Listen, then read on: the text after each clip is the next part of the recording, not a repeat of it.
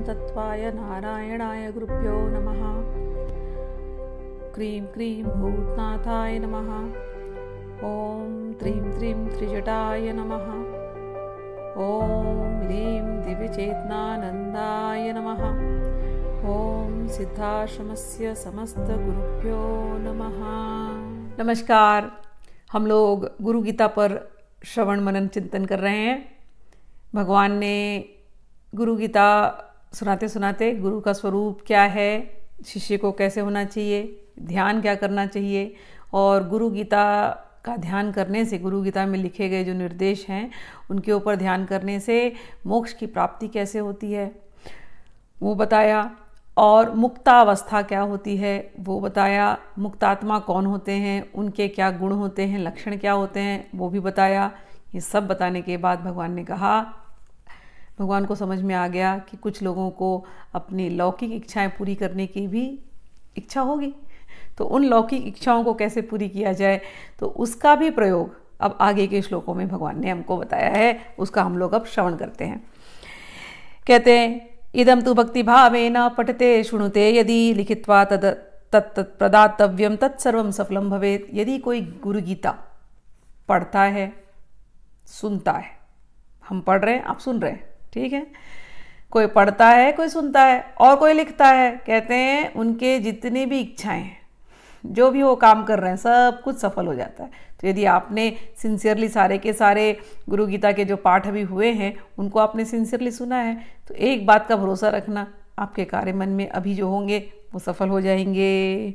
आगे कहते हैं, गुरु गीतात्मकम देवी शुद्ध तत्वम मयोदितम भव व्याधि विनाशार्थ स्वयमेव जपेत सदा। गुरु गीता का जो ये शुद्ध तत्व है, हे देवी मैंने आपको दिया है, इसलिए भव व्याधि, भव का रोग, भव यानी बार बार आना, बार बार मरना, पुनरपि जन्मम पुनरपि मरणम, इसको कहते हैं भव।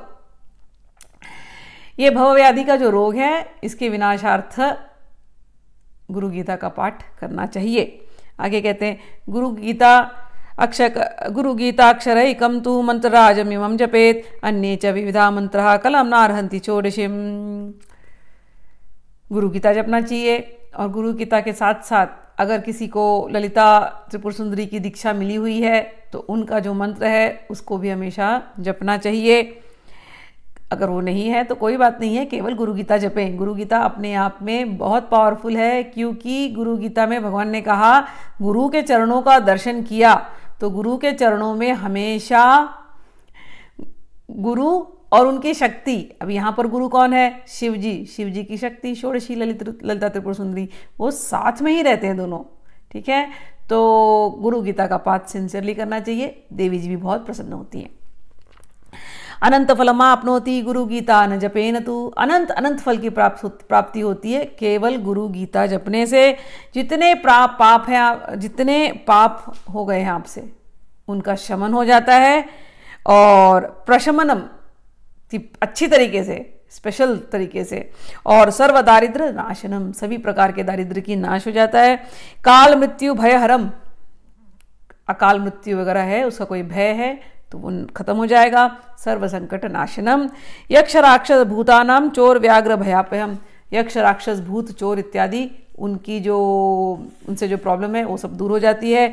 महाव्याधि हरम सर्व भूति सिद्धिदम भवेत अथवा मोहनम वश्यम स्वयमेव जपेत सदा। बड़ी बड़ी बीमारियां अगर आपके घर में हो रही हैं तो सिंसियरली आप लोग गुरु गीता का पाठ करना शुरू कर दीजिए। कुछ ही महीनों में आपको फ़र्क दिखाई देने लगेगा, बड़ी बड़ी व्याधियों से रिलीफ मिल जाता है, और सर्वभूत सिद्धिदम, जो भी ऐश्वर्य की आपकी इच्छा हो वो भी प्राप्त होने लगती है धीरे धीरे। और भी अन्य प्रयोग हैं, अथवा मोहनम वश्यम स्वयमेव जपेत सदा, मोहन वशीकरण और इत्यादि के लिए भी जप करने का यहाँ पर कहा गया है।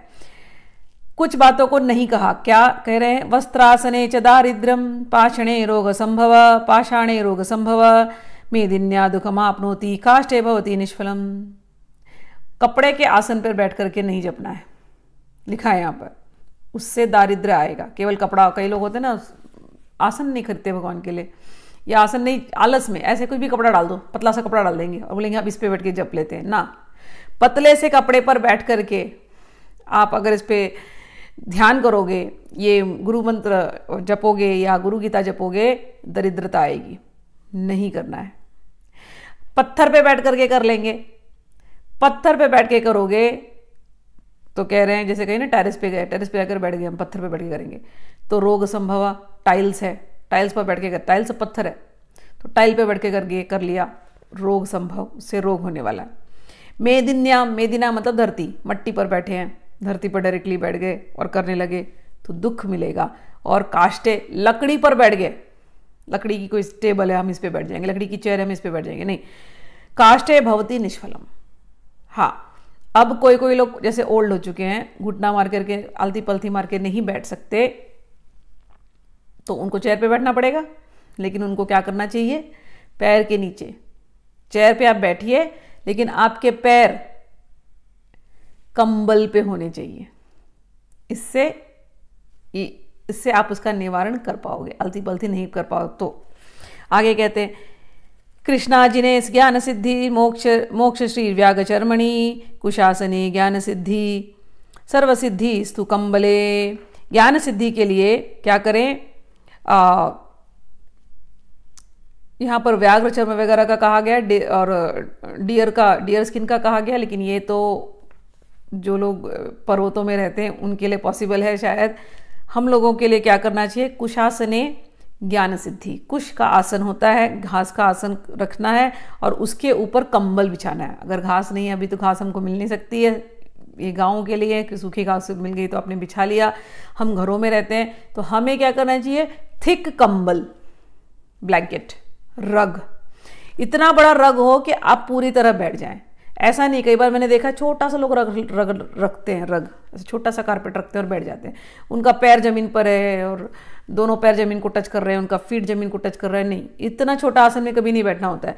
आसन की साइज बड़ी होनी चाहिए कि आपके जब आप बैठें तो आपका पैर जमीन को न टच करे, आपका घुटना जमीन को न टच करे, आप पूरे के पूरे अंदर आसन में समाने चाहिए। इतना बड़ा आसन लेना, छोटे छोटे आसन से काम नहीं चलता।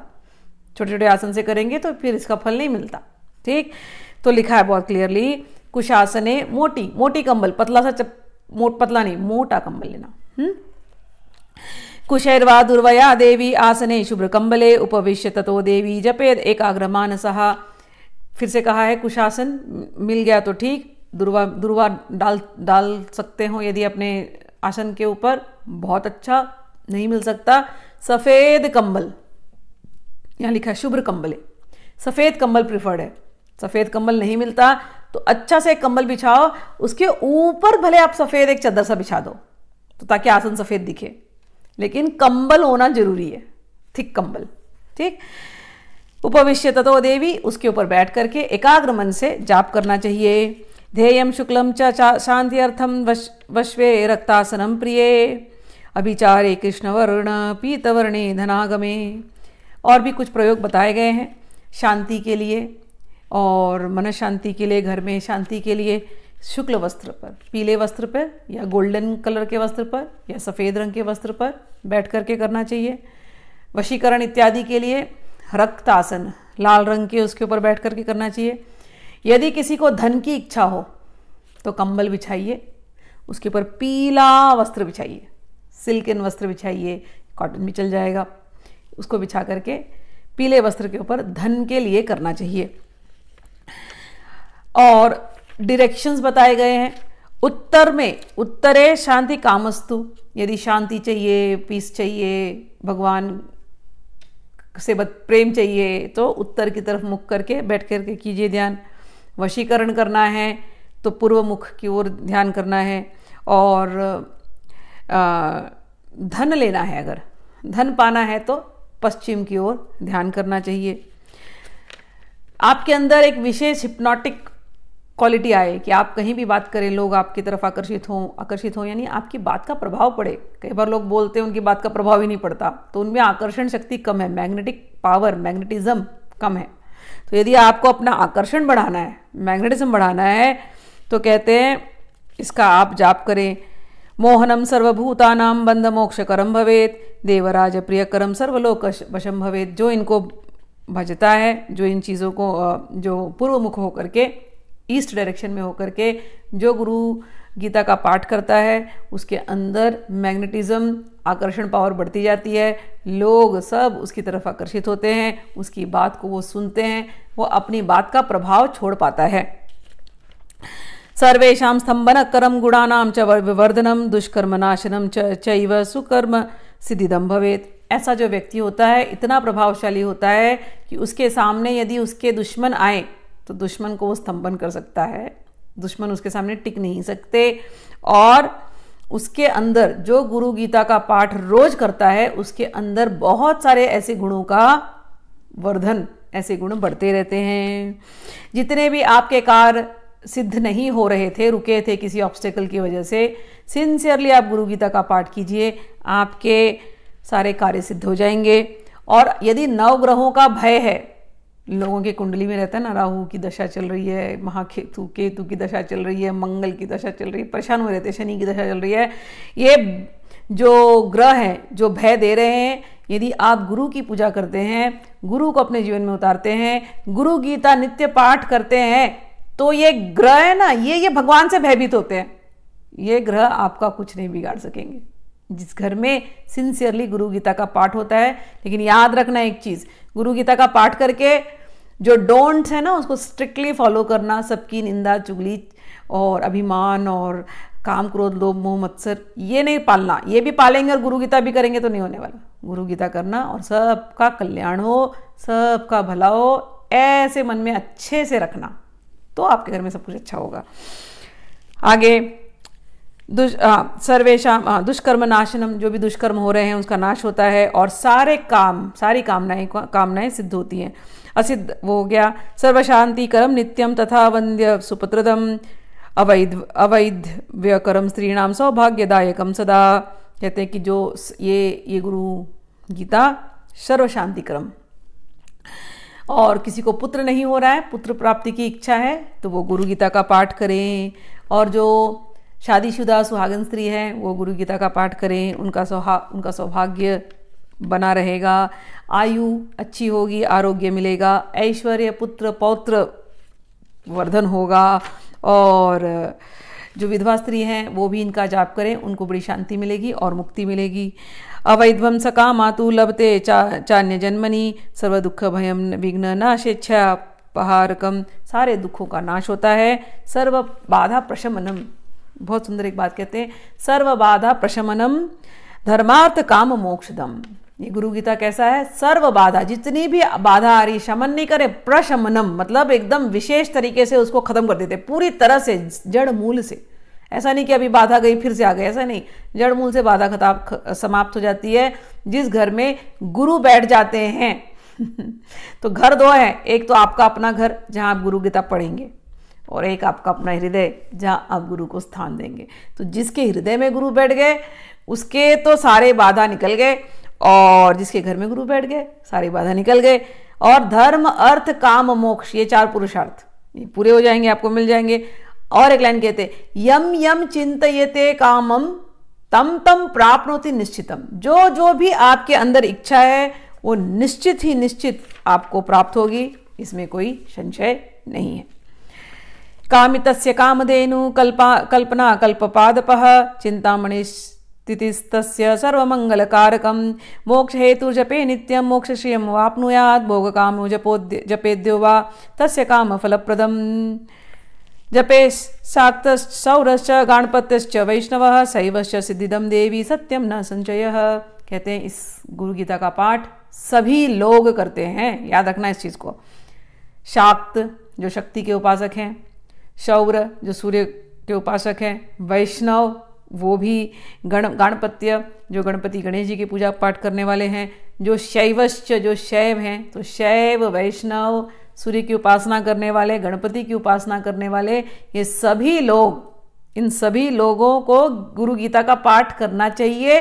और ये लोग पहले से करते थे, इसमें कोई संशय नहीं है। मोक्ष हेतु जपे नित्यम, मोक्ष के लिए नित्य इसका जप कीजिए। सारे भोग इत्यादि जो भी आपकी कामनाएं हैं वो सब कुछ पूरी हो जाएंगी इस गुरु गीता के पाठ से, इसमें कोई संशय नहीं है। और अब इसमें आगे के जो प्रयोग हैं उसमें बता रहे हैं कि इसको कहाँ कहाँ जपना चाहिए, कैसे कैसे जपना चाहिए। तो उन प्रयोगों को हम अगले वीडियो में समझाते हैं। अभी के लिए यहाँ पर एंड करते हैं। जय श्री कृष्णा, नमः शिवाय, जय गुरुदेव। आप लोग इसको अपने जीवन में उतारिए प्रयोग, और जब अच्छा होगा तो कमेंट्स में लिख दीजिएगा। हरि बोल।